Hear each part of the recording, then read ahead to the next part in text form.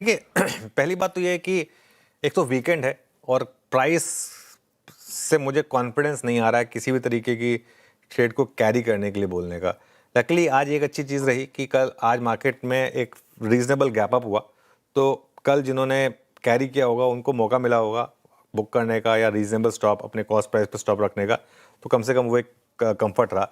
लेकिन मुझे ऐसा लग रहा है कि आज के प्राइस एक्शन के बाद हमें लगता है फिर कुछ दिन इंट्राडे ही रहना पड़ेगा। हाँ, हमारी वो शॉर्ट ट्रेड खत्म हो चुकी है, क्योंकि वो क्लियर है मार्केट जो 24,025 का लो था अब उससे तो रीजनेबल क्वेश्चन बना चुका है। लेकिन या तो आप 24,300 के ऊपर की क्लोज दे दें या 24,025 के लेवल को आप ब्रेक कर दें, दो में से एक चीज़ होनी ज़रूरी है। बैंक निफ्टी का भी 57,800 के ऊपर बंद होना ज़रूरी है या फिर वापस वो 57,200 के नीचे आ जाए। अब लगता नहीं देखकर आज के मार्केट एक्शन को कि दोनों में से कोई चीज़ होगी, लेकिन यू नेवर नो। ठीक है, अभी दोबारा शॉर्ट करने का ट्रिगर नहीं आया। वो जो हमने एक शॉर्ट ट्रेड ब्यूटीफुली प्ले की थी वो खत्म हुई थी कल, लेकिन उसके बाद भले ही लॉन्ग में ज़्यादा रिवॉर्ड ना मिला हो, लेकिन वो शॉर्ट खत्म हो चुका है और फ्रेश शॉर्ट करने का अभी ट्रिगर नहीं है। स्टॉक स्पेसिफिक मौके भी अभी भी काफ़ी हैं और लेकिन उतने नहीं हैं जितने पहले थे।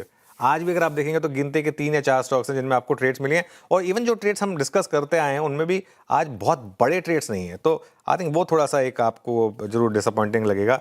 जहाँ तक इंडेक्स की बात है, सपोर्ट जोन रहेगा आपका 24,150 से लेकर 24,200 का, और रेजिस्टेंस रहेगी आपकी 24,300 से 24,350 के बीच। बैंक निफ्टी की जहाँ तक बात है, बैंक निफ्टी पर सपोर्ट रहेगा 57,300 से 57,500 का, और फिर रेजिस्टेंस रहेगी 57,800 से 58,000।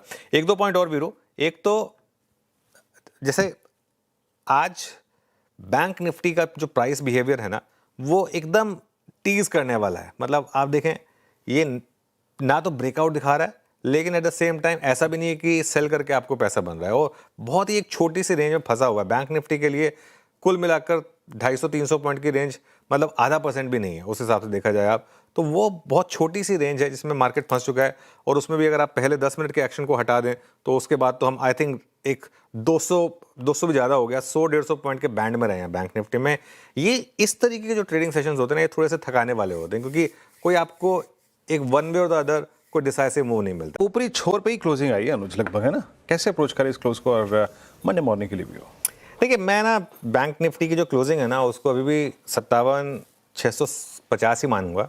ठीक है, मैं 57,761 नहीं मानूंगा, क्योंकि जो आप आखिरी के जो बम्प अप देख रहे हैं ना, ये इसका कोई मीनिंग नहीं है, इसका कोई मायने नहीं है।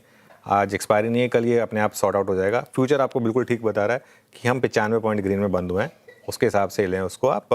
बाकी निफ्टी और सेंसेक्स की तो क्लोजिंग वैसी ही हुई है, तो ठीक है, वही जो स्ट्रैटेजी हमारी थी वैसी वीकेंड है वीरू। मेरे ख्याल से आज मार्केट ने ना तो आपको कोई एक ट्रेंड दिया है कि अपसाइड का ना डाउन साइड का।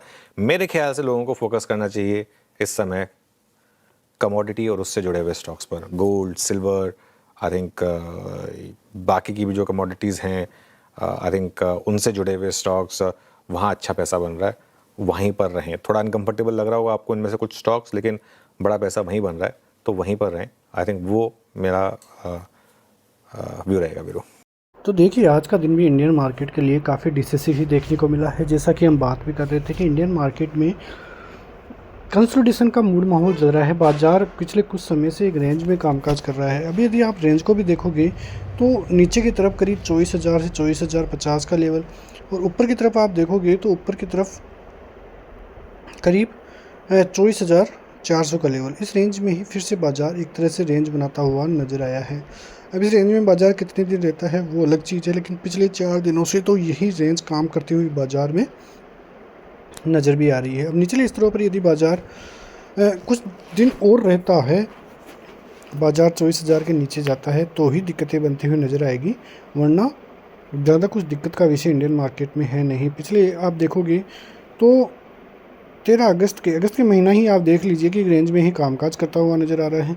ऊपर का लेवल तो है ही, नीचे भी इंडियन मार्केट की तरफ से अगस्त में करीब 400 पॉइंट की रेंज में ही बाजार सिमटता हुआ नज़र आया है।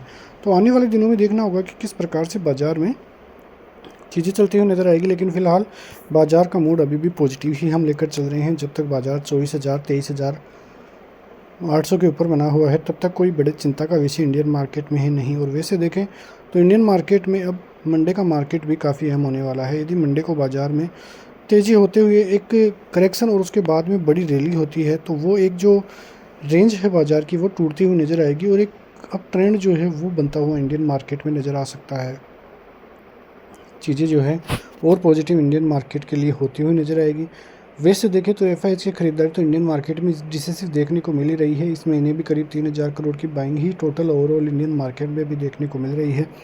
बीच बीच में सेलिंग भी देखने को मिली थी, लेकिन ओवरऑल आंकड़ा अभी भी बाइंग का ही देखने को मिल रहा है। इंडियन मार्केट के लिए चीज़ें तो बिगड़ सकती है जब टैरिफ का मुद्दा कहीं ना कहीं बड़ा होता हुआ नजर आए या युद्ध की स्थिति बड़ी होती हुई नजर आए। देखिए, सब मान रहे होंगे कि ईरान अमेरिका पर डोमिनेट कर रहा है, लेकिन वो अमेरिका है। यदि कोई बड़ा कारण भी होता है तो हो सकता है कि ईरान के ऊपर न्यूक्लियर का खतरा भी मंडराता हुआ नजर आए। ज़्यादा कुछ दिक्कतें आती है तो ईरान को भारी नुकसान भी होता हुआ नज़र आ सकता है। तो चीज़ें जो है बिगड़ती हुई नज़र आती है, तब जाके ही इंडियन मार्केट को नुकसान हो सकता है, वरना ओवरऑल कंडीशंस के हिसाब से इंडियन मार्केट में तेज़ी ही देखने को मिल सकती है। अब धीरे धीरे इंडियन मार्केट की तरफ से कई चीज़ें भी देखने को मिलेगी। जहाँ पे देखें तो एक अच्छा खासा ब्रेकआउट देखने को मिलता है तो चीज़ें काफ़ी बेहतर होगी। काफ़ी बैंक निफ्टी की बात करें तो बैंक निफ्टी में सीएस की वजह से करीब 100 से 150 पॉइंट की तेज़ी एक्स्ट्रा देखने को मिली है, वरना इतनी बड़ी रैली थी नहीं। करीब बाजार आप स्क्रीन पे भी देखो तो बाजार में 57,761 आपको दिख रहे होंगे, लेकिन 57,650 के लेवल ही लगभग क्लोजिंग में देखने को मिले थे। 70 से 90 पॉइंट की तेज़ी ही बैंक निफ्टी दिखाता हुआ नज़र आया था। तो ये कहीं एक्सपायरी भी नहीं है, लेकिन फिर भी इतनी बड़ी सीएस की वजह से तेज़ी दिखाई दी है और डे हाई पे बैंक निफ्टी क्लोज करता हुआ उस हिसाब से नज़र आया है। लेकिन सपोर्ट जोन देखें तो 57,000 56,800 बेहतरीन सपोर्ट जोन है और ऊपर की तरफ बाजार में 57,800 पार होते ही आपको 58,200 500 के लेवल्स फिर दिखाई दे सकते हैं। बाजार काफ़ी बेहतरीन तरीके से फ़िलहाल काम कर रहा है, लेकिन मंडे का मार्केट काफ़ी अहम रहेगा। यदि मंडे को अच्छी खासी तेज़ी होती है बाजार की तरफ से तो फिर ट्रेंड जो है वो इंडियन मार्केट के लिए सेट होता हुआ ही नज़र आएगा। मिलते हैं नेक्स्ट वीडियो में, तब तक के लिए जय हिंद।